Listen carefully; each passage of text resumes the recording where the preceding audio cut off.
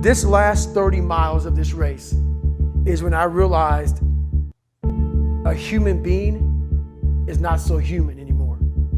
We have the ability to go in such a space if you're willing to suffer, and I mean suffer. Your brain and your body, once connected together, can do anything. And this 30 miles was the life-changing moment. I was out of it. I was in the worst pain in my entire life. I was, to me, on the brink of death. And I was able to chunk this 30 damn miles into small pieces. I was so driven, and I'm not gonna say motivated, because motivation's crap. Motivation comes and goes. When you're driven, whatever's in front of you will get destroyed. So I sat in this chair and I was so driven to succeed in this race. And at this time, everybody goes, were you thinking about the guys that died? And I'm not gonna lie to you, I wasn't. This became a personal thing.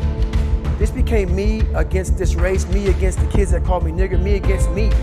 It just became something that I took so violently personal. And I broke this thing down into small pieces. I said, okay, I gotta get nutrition. I gotta be able to stand up before I can get off this curb and get off this chair and be able to go 30 miles.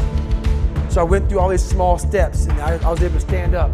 And then from standing up, I was literally walking around with my wife at the time. And she goes, you're not gonna make the time. She goes, you're walking like 30-some minute miles.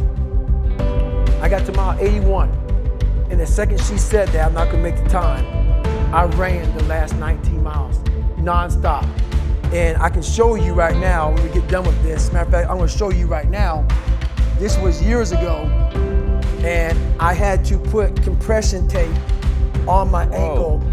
And so this was years ago. I had literally the size of $50.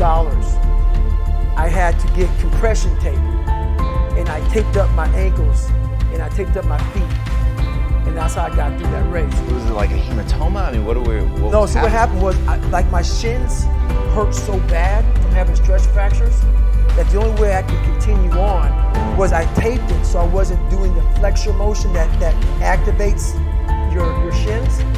So I taped my ankles and my shins up, and I got that from, because in my third hell week, they weren't gonna let me go back through training anymore. Right. So I literally went through all the buds in my last SEAL training with stress fractures and shin splints. And how I did it was I would tape my ankles all the way up to my calf every morning. So for the first hour, the pain was excruciating. But what happened is my feet would go numb. And I did that every single day for 6 months.